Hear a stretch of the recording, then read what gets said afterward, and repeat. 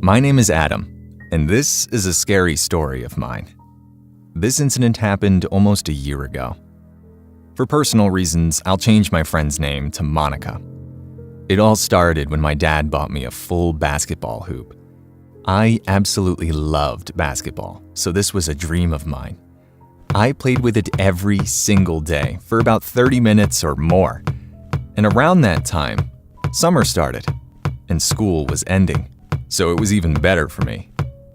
I should also mention that, as I said, I have a friend named Monica, and we've been friends since I was born, because she lives just a few meters away from my house. Whenever I played basketball, I could see her house's window where her kitchen or living room was.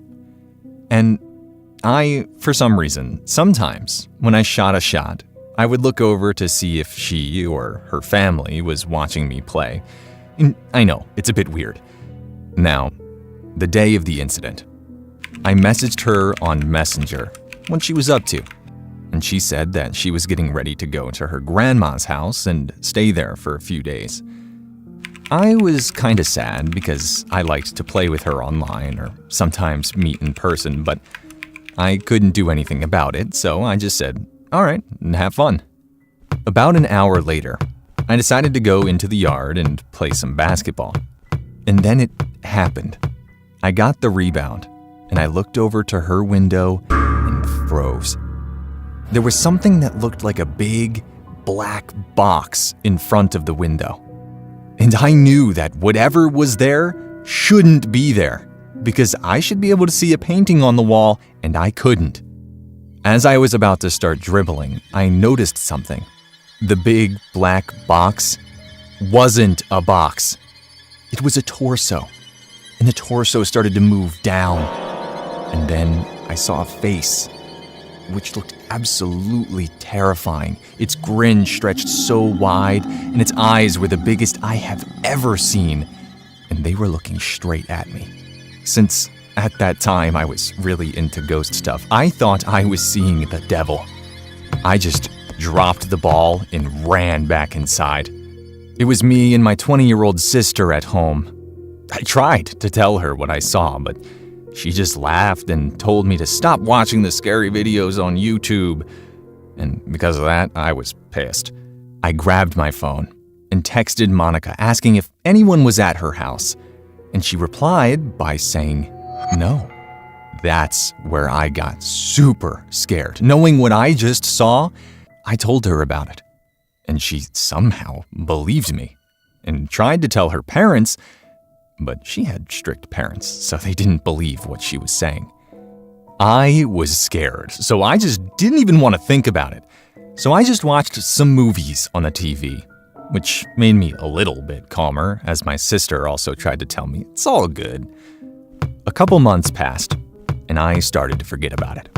But it wasn't until me and Monica were on Discord talking that I realized she was talking weirdly.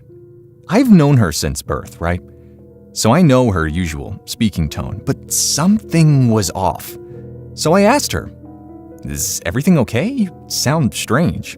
She said, "No, not really." I said, "Why?" Then she told me what happened last night. She said that she woke up very thirsty around 4 a.m. and decided to go get some water downstairs. As she entered the living room, she looked to her left and saw a big black thing. I don't even know how to explain it. It doesn't look like a human or anything. And it was standing near the window. I saw it. And it was just looking out the window, even though the blinds were closed. As she was about to scream, the thing turned around and smiled so widely, then let out a non-human scream, which let out Monica's scream as she ran to her parents' room, crying and saying that something was downstairs. Her dad grabbed a baseball bat and started going downstairs while her mom calmed her down. After a few minutes, her dad came back saying there's no one in the house, which made Monica even more scared because she thought it was a demon. And of course, since her parents were strict, they didn't believe her, but she slept with them still. After Monica told me this story, I remembered the same thing that I saw. And me and Monica were both scared to sleep that night. But thankfully, nothing happened.